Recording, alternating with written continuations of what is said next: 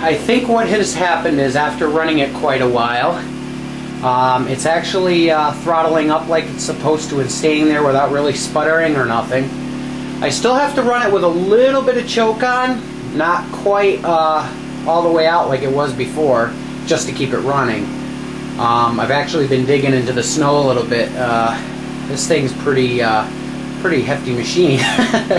So I'm going to show you how good it's doing as it stands now. I mean, there's still a few little things I'm going to have to do with it, obviously, but you know, it's still exciting to have it running this good so far. So I'm going to bring you outside and set up the tripod here so you can see it dig a little bit.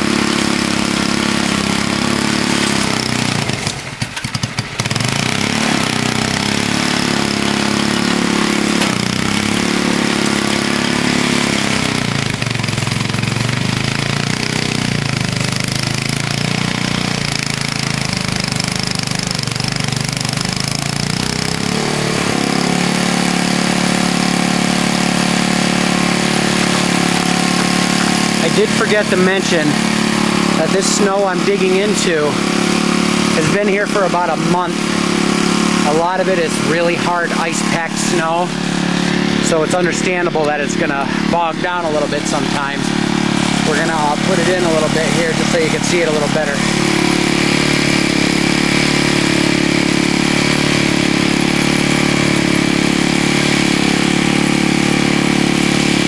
Sorry about the cheeky camera, by the way.